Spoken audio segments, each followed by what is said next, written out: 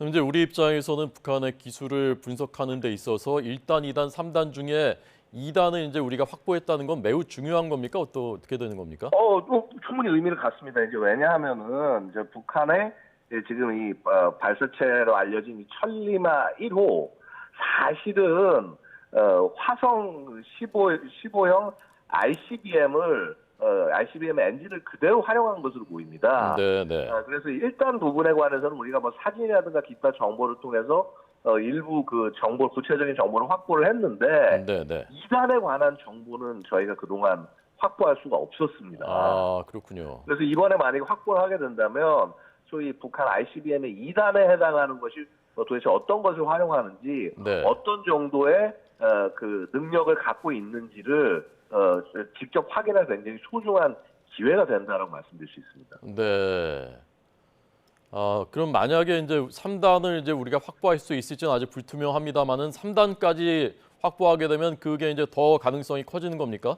그렇죠. 3단까지 확보하면 이제 마지막 단까지 ICBM의 3단 부분까지 북한이 어떻게 이 추진을 해 나가는지 네, 네. 북한 ICBM 전체의 그 역량을 판단할 수가 있게 되는 것이고요. 네, 네. 그다음에 또 만에 하나 그 부분에 위성까지 제대로 탑재가 되어 있다고 한다면 네. 북한이 뭐 주장하는 소위 그 군사 정찰 위성의 능력이 네. 어떤 정도인지 정확히 판단할 수 있는 그런 기회가 될 것이라고 말씀드릴 수 있습니다. 그렇군요. 그러니까 지금 이게 이런 정도의 2단의 통째로 우리가 확보하는 정도 북한 ICBM 기술을 분석할 수 있는 이런 단서를 얻은 건 이번 처음인 거죠? 그렇죠. 북한 ICBM에 관한 사실은 그런 정확한 어떤 잔해나 이런 것들을 네. 그동안 이제 동해 지역에서 어떻게 확보할 수가 없었습니다. 네, 네. 근데 이번에 사실은 아주 온전한 형태로 조각이 아니라 네, 네. 아예 통째로 그대로 된 발사체의 2단 부분을 확보했다라고 하는 거는 이거 엄청난 성과라고 볼 수가 있고요. 네, 네. 물론 이제 이것이 ICBM하고 모양이 틀리지 않냐라고 말씀할 수 있겠습니다만은 네. 기본적으로는 화성 15의 추진 체계를 거의 그대로 활용한 것으로 보는 것이 아하. 가능하기 때문에 네, 결국 네. 기술을 확정할 수 있는 굉장히 좋은 기회다라고 말씀드릴 수 있습니다. 네. 우주 발사체라고 하지만 사실상 미사일과 똑같고 거기에 이제 예컨대 핵 폭탄을 실으면 핵 미사일이 되는 거고 위성을 실어 놓으면 이제 그 위성 발사체다 이제 주장하는 거니까요. 예. 그러면 이제 부품이 예컨대 여기 이제 부품이 어떤 게 쓰였고 그 어떤 부품들이 어디에서 들어왔고 이런 거 이제 우리가 알 수 있게 되겠군요. 굉장히 그것도 중요합니다. 왜냐하면 이제 그다음 북한이 이런 미사일들 생산할 때 네. 이 일부 부품들 같은 경우는 이거는 국제 금수회에서 확보하기 되게 어려울 텐데라고 생각되는 것들이 있었습니다. 네. 그런 그 소스를 파악할 수 있는 굉장히 소중한 기회가 될 것이다라고 볼 수 있겠습니다. 네.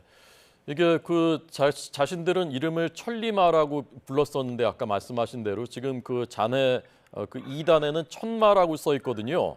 예. 이건 어떤 의미로 보셨습니까? 그래서 사실 이 부분은 누가 봐도 좀 의아한 부분일 수밖에 없는데, 네. 기본적으로 같은 발사체인 건 맞는데, 네. 혹은 어떤 일부 부속 부품을 그렇게 지칭을 한 것인지, 네. 혹은 외초에 천마라는 이름으로 개발이 됐다가 북한이 이를 천리마라고 이름을 바꿔서 발표를 한 것인지 네. 이 부분은 조금 더 살펴볼 필요가 있다. 지금 제가 당장 어떻다라고 말씀드리기 조금 좀 어려울 것 같습니다. 네, 알겠습니다. 북한이 이제 2차로 이제 군사 정찰 위성 또 쏘겠다라고 했는데 언제쯤으로 예상하십니까?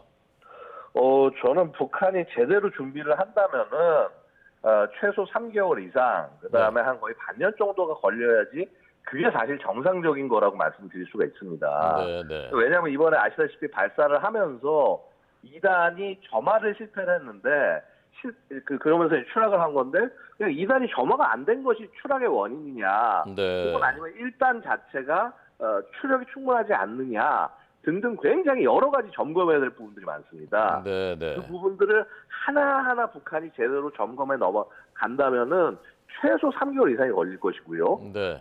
길게는 거의 한 반년 정도까지도 걸릴 수 있다라고 말씀을 드릴 수가 있습니다. 그런데 북한이 되려 그러한 과정 없이 곧바로 쏜다라고 한다면 이거는 북한이 위성 발사가 중요한 것이 아니라 네네. 위성 발사를 가장한 미사일의 정상 그러니까 ICBM의 정상 궤도 발사를 실험하는 것이 더 큰 목적이다. 이렇게 예. 볼 여지가 있는 것이죠. 예. 지금 이제 이걸 확보하려고 중국도 나섰었다라는 그동안 보도가 있었는데 지금 이걸 우리 군이 확보했다는 것은 북한 입장에서는 매우 당혹스러운 상황이다라고 볼 수 있습니까? 물론 그렇습니다. 그러니까 애초에 이번에 북한이 발사한 궤도도요, 굉장히 좀 독특하게 되어 있습니다. 최대한 대한민국 쪽으로 이 잔해가 떨어지지 않도록 설계를 하고 그렇게 비행 궤도를 설계해서 되려 아마 그런 비정상적 궤도의 설계가 발사 실패의 또 다른 이유 중에 하나로 기여하지 않았을까 생각될 정도입니다. 네네.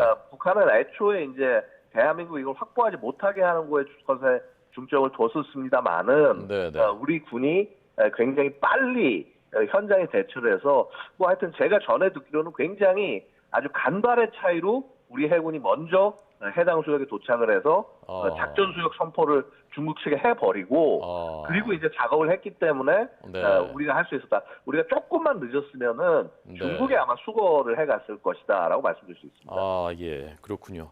아슬아슬한 과정이 있었군요. 알겠습니다. 양욱 아산정책연구원 연구위원회 분석이었습니다. 감사합니다.